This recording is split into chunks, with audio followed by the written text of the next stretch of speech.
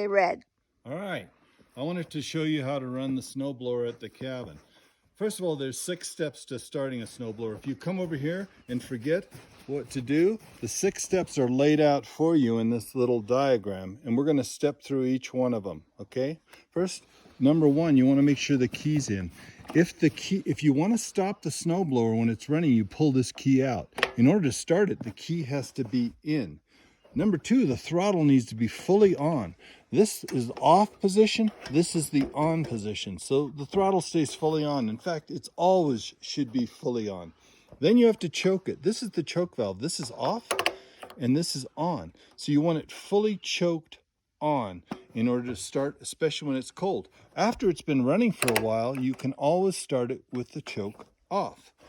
The 4th thing that we want to do is prime the pump a few times to get some gasoline in there. You can push this 3 to 6 times in order to get gas flowing into the carburetor. Number 5 is, if you're going to use the electric start, it's over here. And you would plug it in right here, and then you'd use this button to start it. And I've never had to use that because this thing starts pretty much by itself, but if you needed to, you could. And then the last thing is, instead of the electric start, you'd go ahead and pull on it. And I'll do that at the very end when we're done. Now I want to go through all the controls for you. This first control over here allows you to adjust the throw of the bucket. You can see it moving down and moving up by me changing this throw. This one here on the right hand side is your 6 forward speeds and your 2 reverse speeds, and you can go ahead and adjust them. They each have a slot to go in. This crank over here is which direction you're going to throw, and I always like to throw it to the right when I'm going up, because you want to throw the snow to the downwind side, otherwise you'll get a snow drift. That snow can drift right back into the driveway. But if you see how it changes the direction of the throw. So these 2 controls on this side allow you to control the throw.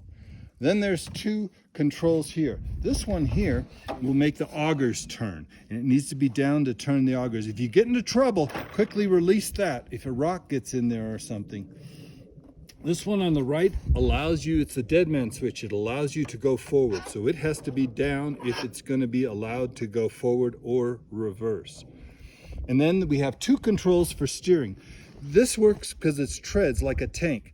This one locks the left tread. This one over here locks the right tread and allows you to turn. You can do most of your gradual turning just by leaning a little bit to the right or left, and the treads will react to that.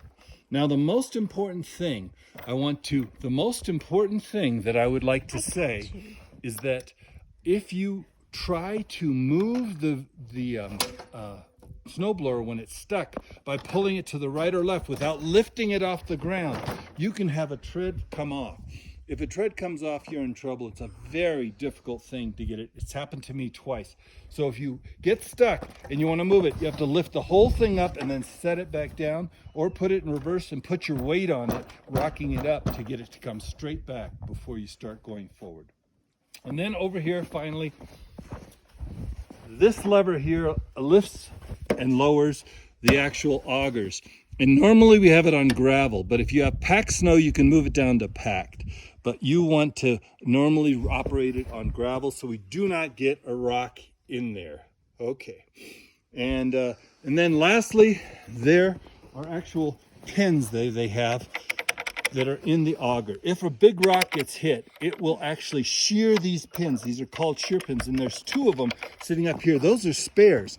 And the shear pins are actually attached. There's one here in the front, there's one here in the back, there's one here on the auger on the right hand side, and one on the left hand side. So 4 shear pins.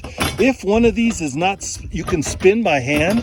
That means the shear pin is broken, and you knock out the old one and you put in a new shear pin, and there's a bunch of spares in the garage over here in the cabinet.